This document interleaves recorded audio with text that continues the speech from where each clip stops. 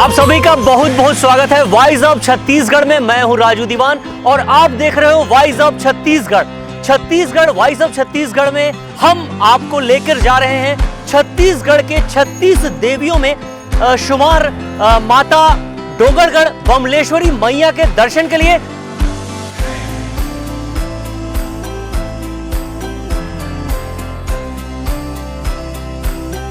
Voice of Chhattisgarh की team के साथ मैं पहुंच चुका हूं मिनी माता चौक पर, पुलगांव चौक भी इसे बोला जाता है। और यहां से हम अब सफर जो शुरू कर रहे हैं, जो राजधानी रायपुर से जो हमने सफर शुरू किया था वो आके अब हम 45 किलोमीटर पहुंचे हैं। दुर्ग पार कर मिनी माता चौक पर पहुंचे हैं और यहां से हम एक रास्ता पकड़ेंगे जो राइट टर्न होते हुए हमें ले जाएगा राजनांदगांव होते हुए हम पहुंचेंगे माता बमलेश्वरी के दरबार डोंगरगढ़। जब भी आप राजधानी रायपुर से डोंगरगढ़ की ओर आते हैं तो यहाँ पे आपको एक टर्निंग मिलेगा, जो राइट हैंड टर्न मिलना है आपको।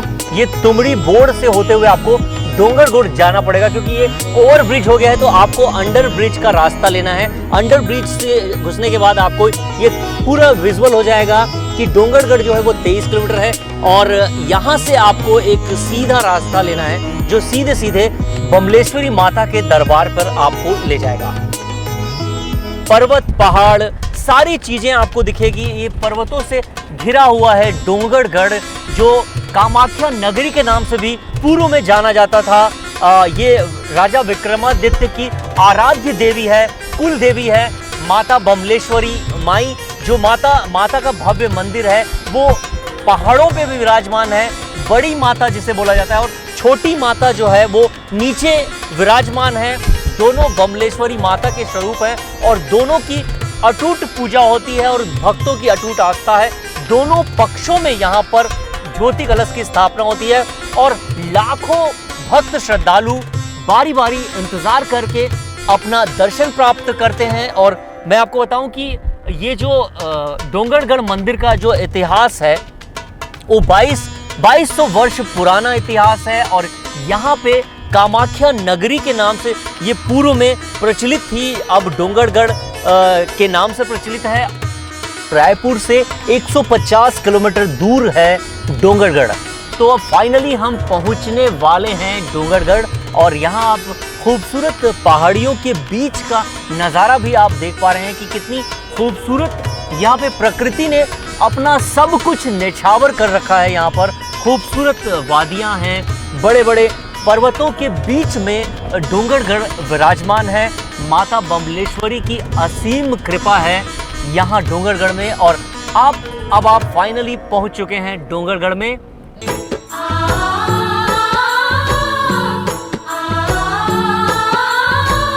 तो फाइनली हम पहुंच चुके हैं डोंगरगढ़ माता बमलेश्वरी के दरबार पर, जहां पर आप मेरे पीछे देख पा रहे हैं कि यहाँ पे जो भोग प्रसादी की जो दुकानें हैं वो सजी हुई है और भक्त यहाँ आते हैं और यहाँ से माता के लिए कुछ भेंट भी ले जाते हैं। और यहाँ पर दो रास्ते हैं यहाँ माता के दरबार तक पहुँचने के लिए। एक रास्ता है जो आपको 1000 सीढ़ी पार कर माता के दरबार पहुँचेगी और दूसरा जो प्रशासन ने व्यवस्था कराई है रोपवे में भी आप जा सकते हैं। दोनों चीजें हैं तो मैं आपको दिखाता हूं कि रोपवे से भी हम जा सकते हैं और एक रास्ता है जो है सीढ़ियों के माध्यम से भी हम माता के दरबार तक पहुंच सकते हैं।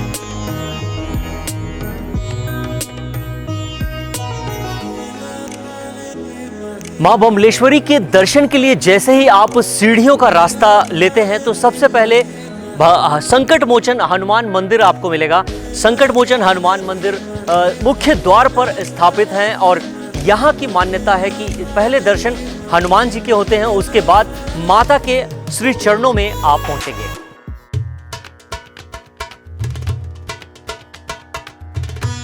मेरे पीछे जो देख पा रहे हैं आप, ये है उड़न खटोला यानी कि रोपवे। इसकी सेवाएं जो है वो 1 दशक पहले ही शुरू की गई है और इस सेवा से लोगों को ये फायदा हो पा रहा है, जो बुजुर्ग लोग हैं, जो लाचार लोग हैं, जो चलने में असमर्थ हैं, 1000 सीढ़ी जो पार नहीं कर पाते हैं, उनके लिए एक बड़ी सुविधा यहाँ पर हो गई है। रोपवे जो शासन प्रशासन द्वारा शुरू की गई है, मंदिर ट्रस्ट की भी भूमिका इसमें अहम है ताकि जो भक्त श्रद्धालु हैं वो वहाँ तक बिना किसी असुविधा के पहुँच सके। और ये सेवाएं जो है वो बेमिसाल मानी जा रही है और यहाँ पे सुचारू रूप से प्रतिदिन यहाँ पे रोपवे जो है वो चलता है। इसकी कुछ समय सीमा है, समय सीमा निर्धारित है। आप आ भी सकते हैं और इससे जा भी सकते हैं। रोपवे के टिकट काउंटर पर हम पहुंच चुके हैं और यहाँ पर आप देख पा रहे हैं कि जाने आने की राशि जो है वो 100 रुपये राशि है एक व्यक्ति की, और केवल जाने के लिए अगर हम बात करें तो 70 रुपये यहाँ पे जाने का चार्ज लिया जा रहा है। ये जो ट्रस्ट द्वारा संचालित हो रहा है रोपवे, और हमने भी टिकट खरीद ली है। रोपवे से हम अपना सफ़र शुरू करेंगे। आखिरी हम जब पहुँचेंगे माता के दरबार पर तो रोपवे में पहुँचेंगे, और हम कोशिश करेंगे कि वापसी जो हमारी होगी तो वापसी हम सीढ़ियों के तहत, हम सीढ़ियों से आएंगे। तो ये रोपवे की टिकट मेरे हाथ में है और हम रोपवे से जाएंगे, टिकट हाथ में है। तो आगे मैं आपको और ले जाता हूँ। ये हमारी गाड़ी आ गई है। ये हमारा रोपवे है जहाँ पे 6 सीटर है, 6 सीटर है ये, और 6 सीटर में यहाँ पे लोगों को वहाँ तक पहुँचाया जाता है। तो आप देख रहे हैं कि सिक्योरिटी यहाँ पे तमाम सिक्योरिटी मौजूद हैं, सिक्योरिटी ऑफिसर्स हैं, और लगातार यहाँ पे निगरानी बनाए हुए हैं। वॉकी टॉकी से एक एक चीज़ों की खबर ली जा रही है। और आप यहाँ पे सुंदर नज़ारा भी देख पा रहे हैं कि कितना बेहद आकर्षक नज़ारा है। और रोपवे के साथ साथ आप एक झील का नज़ारा भी देख सकते हैं कि झील भी कितना सुंदर दिखाई दे रहा है।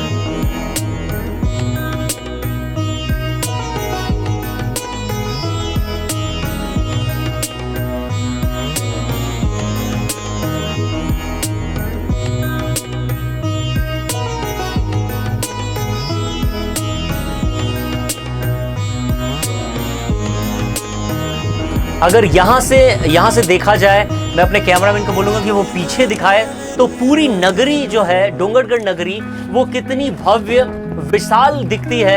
आप यहाँ से अंदाज़ा लगाया जा सकता है कि ये हम किस ऊंचाई पर पहुँच चुके हैं।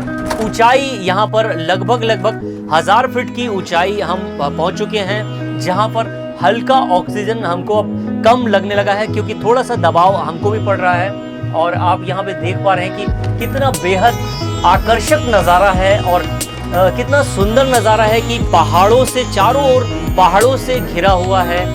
यहाँ पे ट्रेन लाइनें भी बिछी हुई है। ट्रेन लाइन जो है ये महाराष्ट्र की ओर भी जाती है।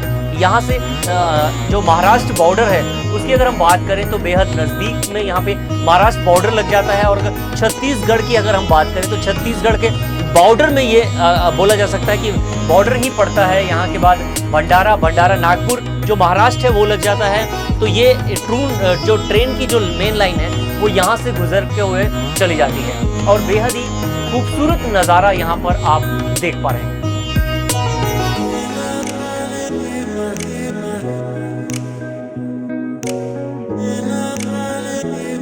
तो फाइनली हमने रोपवे का सफ़र भी पूरा कर लिया है, और अब हम रोपवे से उतर चुके हैं और अब मंदिर की ओर अब हम जाने वाले हैं। तो आप देख पा रहे हैं कि कितना आसान और सुरक्षित सफ़र है रोपवे का, जहां पर हज़ारों की संख्या में रोज़ाना लोग यहां पहुंचते हैं। रोपवे का सहारा लेकर ही मंदिर तक पहुंच पाते हैं। हालांकि सीढ़ियां भी है, 1000 सीढ़ियों के बाद आप मंदिर के मुख्य द्वार तक पहुंच पाएंगे। तो ये अद्भुत नज़ारा है। मैं अपने कैमरामैन को बोलूँगा कि वो इधर भी दिखाए कि कितनी खूबसूरत वादियों के बीच में हम पहुंच चुके हैं, कि कितना खूबसूरत यहाँ नज़ारा है। यहाँ झील है, झील में आप नौका विहार का भी मजा ले सकते हैं। मंदिर ट्रस्ट ने बेहद ही सुविधा कर रखी है। जो लोग रोपवे से आते हैं उसके बाद कुछ सीढ़ियाँ चढ़कर मंदिर के मुख्य द्वार तक पहुँचना होता है। अगर वो नहीं पहुँच पाते हैं तो यहाँ पर एक डोली की व्यवस्था भी है। डोली में भी बैठा के यहाँ भक्तों को मंदिर तक पहुँचाया जा सकता है। एक बड़ी सुविधा अगर हम देखना चाहें, देखें इसे, तो एक बड़ी सुविधा भी माना जा सकता है कि यहाँ इसके बाद आपको रोपवे से उतरने के बाद डोली की सुविधा है, जहाँ पर बुजुर्ग लोग, जो लाचार लोग हैं, जो चल नहीं पाते हैं, उनको यहाँ बिठाकर ले जाया जा सकता है।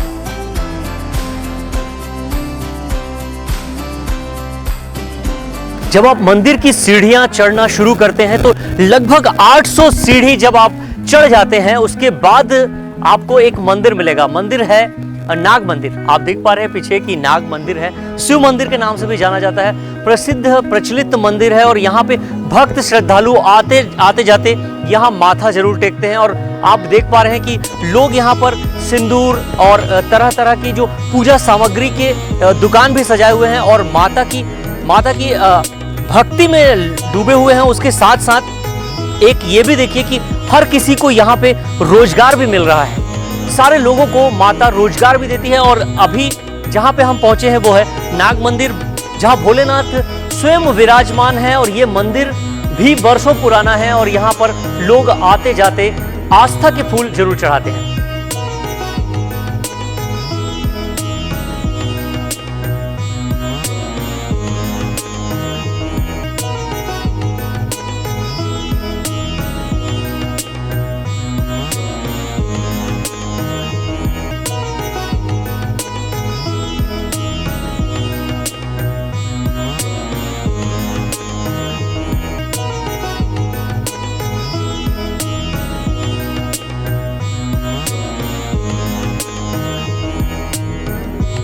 तो फाइनली 1000 फीट की ऊंचाई में हम पहुंच चुके हैं। हालांकि हम रोपवे का इस्तेमाल किए थे ऊपर तक आने के लिए, लेकिन सीढ़ी भी एक रास्ता है जहां पर 1000 सीढ़ी अगर आप पार करते हैं तो मुख्य गेट पर आप पहुंच जाते हैं। मैं भी पहुंच चुका हूं यहाँ पे मुख्य गेट पर, जहां पर माता अपने भव्य स्वरूपों में विराजमान है। और भक्त देखिए कि कतारों में भक्त जो है यहाँ पे नजर आ रहे हैं, अपनी माता के दर्शन करने के लिए पहुंच रहे हैं। दूर दराज से भी पहुंच रहे हैं भक्त, काफी संख्या में भक्त मौजूद हैं।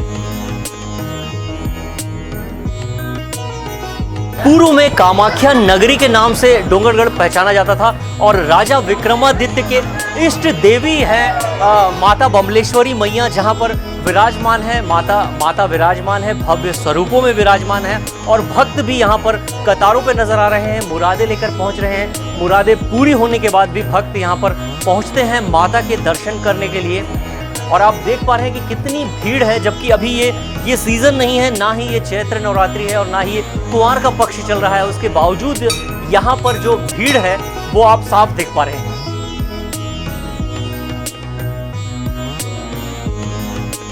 तो हमारे साथ पंडित जी हैं, मुख्य पुजारी हैं, उनसे कुछ चर्चा करते हैं। जी पंडित जी, आपका नाम बताइए।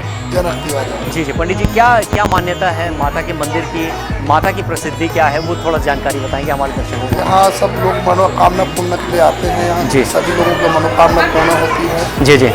कब से स्थापित है मंदिर? ये विक्रमादित्य शासन काल की है। हाँ जी जी। और निकली हुई है स्थापित वाली है। हाँ जी जी जी। और क्या मान्यता है, कब विशेष पूजा होती है? नवरात्रि में महानी सब पूजा, विशेष रूप से पूजा पाठ दोनों नवरात्रि में। अच्छा, कब पट बंद होता है, कब खुलता है, इसकी भी जानकारी? दिन में 1:30 बजे बंद होता है 31 को। हाँ और 2:30 को खुलता है। जी जी जी। ठीक पंडित, धन्यवाद। तो आपने देखा कि पंडित जी भी बता रहे हैं कि यहाँ जो है राजा विक्रमादित्य के द्वारा यहाँ पर ये स्थापित नहीं है, स्वयंभू मंदिर है, स्वयंभू मूर्ति है, माता स्वयं विराजमान है, स्वयं निकली हुई है और विक्रमादित्य के इष्ट देवी हैं ये। और इनका इतिहास जो है वो 2200 वर्ष पुराना इतिहास है।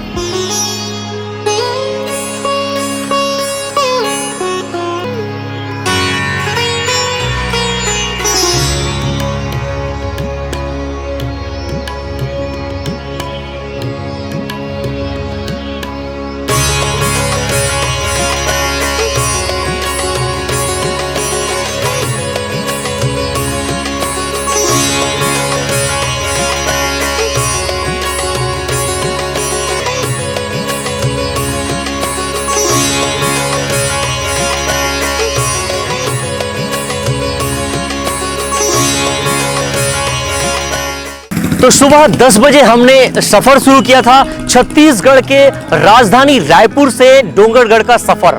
जो हमने सफर में जो चीजें मिलती गई उसे हमने दिखाने की पूरी कोशिश की। और आपको सबसे अच्छी बात ये रही होगी कि हमने सफलतापूर्वक माता रानी के दर्शन कराए आपको। और अगर आपको ये अच्छा लगा तो कमेंट बॉक्स में जरूर हमें लिखिए और आपको क्या आगे देखना है उसकी भी जानकारी हमें दीजिए। कमेंट बॉक्स में जरूर लिखिए और देखते रहिए वॉइस ऑफ छत्तीसगढ़।